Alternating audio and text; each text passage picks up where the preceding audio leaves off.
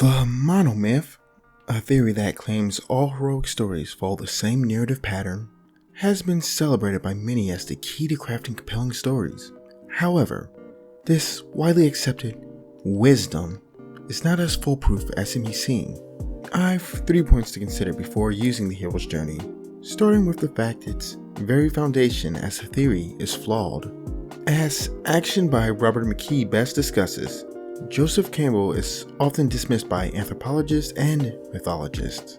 He misinterpreted Otto Ranke's The Myth of the Birth of the Hero and Carl Jung's The Concept of the Collective Consciousness in ways neither author would accept. Furthermore, he ignores any case that contradicts his claims. Case in point, Gilgamesh, the oldest myth of all and first recorded hero, fails his supposed monomyth.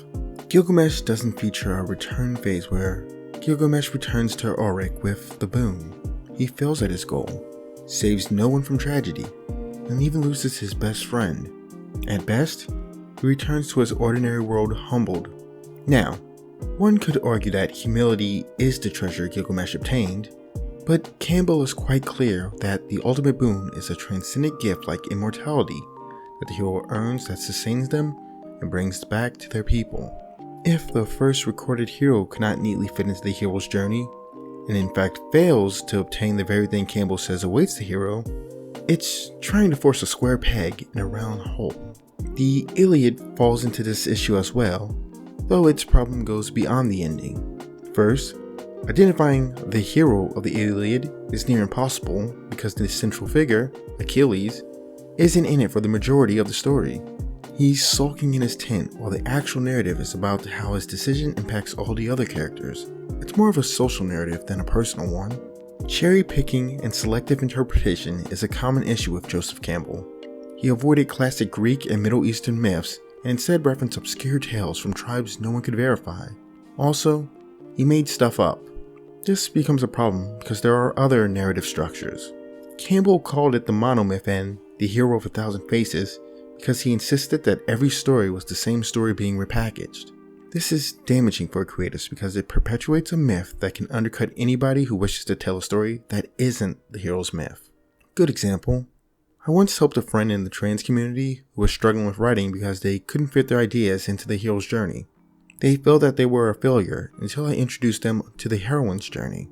Likewise, I once struggled with structure with my own work, up until I learned about the outlaw's journey.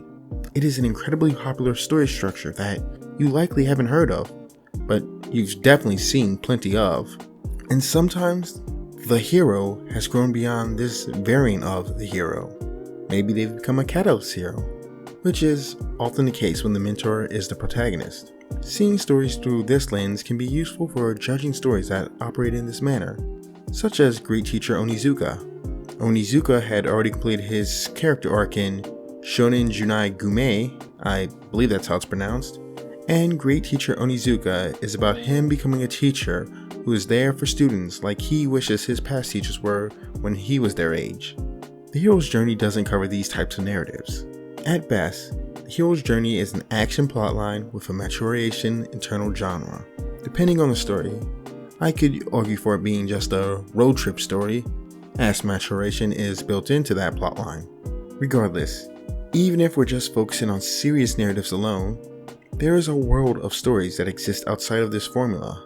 A lack of awareness of this can result in problems much larger than struggling with creatives though. It might be contributing to ethnocentric, cultural imperialism, sexism, and other hot-button topic issues. So, here's the thing about saying every story fits into this single formula. It dismisses any narrative that doesn't fit as inferior, wrong, and not deserving to exist. This becomes a problem when anybody who wants to have a voice as a writer doesn't fit Campbell's ideals. This is what leads to books like Craft in the Real World or The Heroine of 101 Faces, where the writers share their experiences as someone who isn't a white heteronormative male that built these books in response to the negative experiences they've had while being dismissed as writers. Joseph Campbell likely didn't respect other cultures anyway. We can see this attitude in his disregarding language used in The Hero of 1,000 Faces when describing them. Someone like him is less likely to understand what the science of storytelling brings up with regards to how cultural norms shape our minds and lead to us evolving different forms of storytelling. What he describes in The Hero's Journey is a stereotypically Western mindset. And, for the record, I'm not saying this as an insult. It's an observation based around how culture is formed and one of the reasons stories are told. Stories are often overseen by adults as a means of shaping others to be models of their culture. Western children, raised in a culture of individualism, tend to lean more towards personal freedom and perceive the world as being made up of individual pieces and parts. According to some psychologists, it's a mode of thinking that arose from the physical landscape of ancient Greece, which demanded self-reliance to survive. Anyway, by approaching all the world through this lens, that stories are all about individual struggle and victory, one dismisses other narratives, such as the Eastern world's preference toward narratives that pursue harmony and are more about one's collective. These are the type of stories they told for their survival, due to their conditions. This is what leads to cultural imperialism. The monomyth promotes Western ideals as the only acceptable means of storytelling. This can become a problem when people cite Campbell as a source to learn from or critique works through its lens. For instance, I've heard critical drinker trumpet Joseph Campbell before when criticizing works he didn't enjoy. One could easily argue that he's making an appeal to authority by citing him, not knowing that the authority is as flawed as what he criticizes. Likewise, Literary Devil has used Campbell as well, such as when critiquing Turning Red. I've not seen Turning Red, so I have no opinion of it, but I do believe this danger is worth considering, as he does dismiss the type of story it's telling because it doesn't fit Campbell's formula, while encouraging other writers to follow Campbell's teachings. Now, for the record, I'm not accusing them or anybody else who uses the hero journey of being racist or sexist or anything like that. I don't like how casually those things are thrown around nowadays, and truth be told, I do see value in aspects of the hero's journey. It's been drawn on by plenty to create solid stories, and I'll use aspects of it as well as I see fit. Still, I recognize it as a tool, not the golden rule. I want you and anybody else to know that it's okay not to fit the hero's journey. The monomyth is just a myth.